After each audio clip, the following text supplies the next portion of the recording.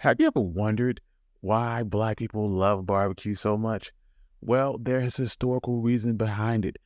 And if you enjoy stories like this, you can find more stories like this at WillMikeHistory.com. Also, if you'd like to support the channel, you can do so on my Buy Me Coffee on my Patreon page in the description below. Give us 5 stars on Apple Podcasts and support the YouTube channel. But without further ado, let's get started. The origins of barbecue as we know it can be traced back to native tribes in the Caribbean and their indigenous cooking methods.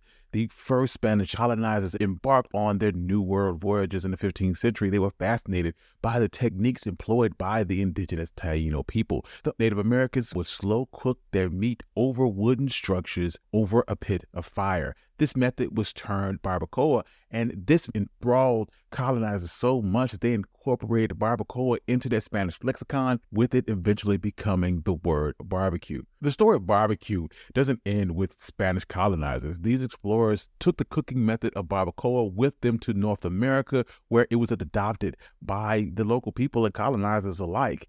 The first known written mention of pork barbecue was around Mississippi. The book, The Historical Roots of the Yaknak Tapapa, 1540, 1962, authors Don Harrison Doyle wrote in December of 1540, near present-day Tupelo, Mississippi, the explorer Hernando de Soto and the Chickasaw tribe had a feast of Spanish cooked pork using the barbacoa method. By the 16th and 17th centuries, barbecue had become an integral part of everyday life in the southern part of North America, where there's even a painting from 16th century French explorer Jacques Lemoyne that shows Native Americans in Florida using a wooden frame over burning logs to cook a variety of foods like fish, mammals, and reptiles. George Washington, who was once charged with procuring meat for his soldiers during the French and Indian Wars, even talked about barbecuing in the Indian manner. With the arrival of enslaved Africans to the Americas in the 16th century, this caused a significant shift in the cultural and culinary landscape. Forced to adapt to a strange new environment, these Africans learned to sustain themselves through ingenious methods. They closely observed the cooking methods of the Native Americans, specifically the technique of barbecuing. This slow-cooked method was ideal for larger cuts of meat, which made it popular for communal gatherings. It's around this time that the groundwork was laid for the Southern style of pit barbecuing. However, the adaptation from the Native American techniques of suspended racks to in-pit barbecue is very murky. There is scant written references from the 18th century to shed light on this evolution. But despite the lack of documentation, it's plausible that this move into the ground was an inevitable progression. Around the same time was the introduction of unique African flavors and cooking techniques into barbecue by the enslaved community. Enslaved Africans didn't just learn Native American techniques of barbecuing, but they contributed their own, like the process of smoking meat over a gentle flame. It was a common practice in several African cultures and was originally designed to preserve the freshness of meat. This method eventually fused with the open pit cooking style that formed the basis for the barbecue style that we know today. Southern barbecue would gain popularity around the mid-1700s on Virginia plantations and then slowly make its way south from there. However, it's important to know that barbecues were not a regular event, but they were organized around holidays, special events, and political gatherings. Adrian Miller, the author of Black Smoke, a book around the history of Black barbecue, would state that by the 1830s, people believed that a proper barbecue required an African-American cook and his team. Barbecue was seen as a Black experience. Furthermore, because African Americans popularized pit cooking, they earned the title of pit master. Originally, pit masters were the elderly slaves that were proficient in cooking who supervised the barbecue preparation. Later on, the term pit master will become known more broadly. One of the earliest known references to a pit master was published on September 22nd, 1939 in the Daily Times News in Burlington, North Carolina. They wrote that Jeter Crutchfield, pitmaster, will supervise the beginning of a roasting pork for barbecue tonight at midnight. This is the first known use of the word pitmaster in print. And now Jeter Crushfield was a white man, and it was not uncommon for white men to be the face of local barbecue. But more often than not, the ones doing the actual work were African Americans. It's also important to note that the article specifies that Jeter will supervise. But regardless, it tells us that the term pitmaster had become so wrapped into the lexicon that it's found its way into a newspaper article by the 1930s. What makes enslaved Africans' adaptation to barbecue so ingenious was that it was built amongst their limitations.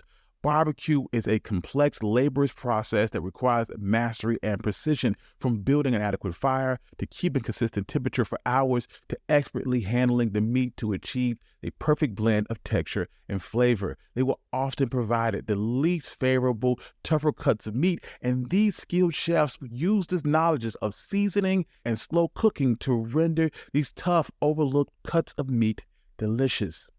By the Civil War, Southerners had been barbecuing for almost 2 centuries, and a great many of these cooks were African American slaves who tended these pits and barbecues organized for the white community, as well as events for their own family and friends. Sunday was often a day of rest and church sessions. This day became when enslaved people would barbecue for themselves. Thus, barbecue culture became an integral part of African American traditions. Today, celebrations like Juneteenth often center around barbecue, underlying the importance of barbecue within Black culture. After the Civil War, thousands of talented cooks in rural areas and small towns brought their barbecue tradition to hungry Southerners. Such examples was an African American cookbook author by the name of Abby Fisher, who was born into slavery in South Carolina in 1832 and shared her cooking skills while on plantation kitchens.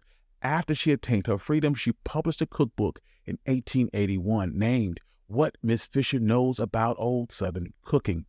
The cookbook does not contain any barbecue recipes, which is understandable because barbecuing was traditionally done by men outside in pits. However, one barbecue recipe stands out.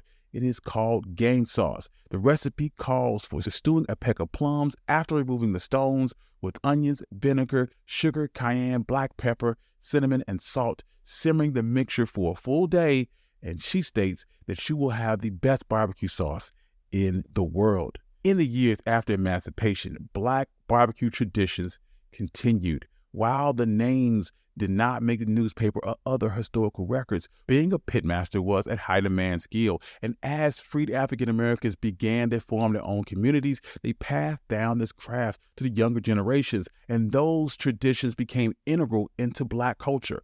Over time, Black cuisine and barbecue tradition became an essential part of larger American society, particularly in the Southern United States, where it is now known as Southern barbecue. However, this adoption came with issues like cultural appropriation and accommodation. Today, barbecue has become increasingly popular within mainstream American society.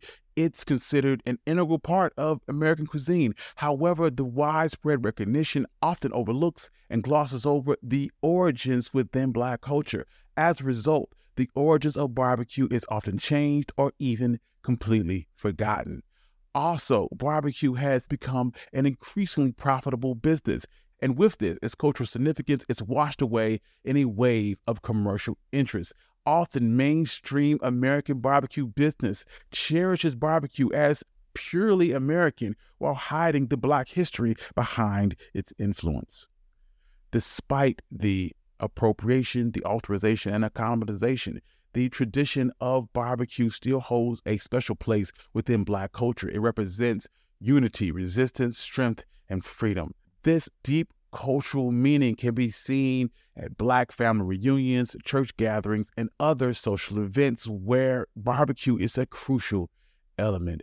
Moving from a survival strategy in enslaved Black community to a popular American tradition, barbecue shows the strength of shared culinary traditions and how they influence America's cultural identity. Thank you. This has been One Mic. I'm your host, Country Boy. If you like stories like this, you can find more stories like this at OneMicHistory.com. Also support the channel, YouTube, Patreon. If you like to support the channel, you can do so at YouTube or If you'd like to support the channel, you can do so at Buy Me Coffee on my Patreon page. Give us 5 stars on Apple Podcasts and support the YouTube channel. Peace.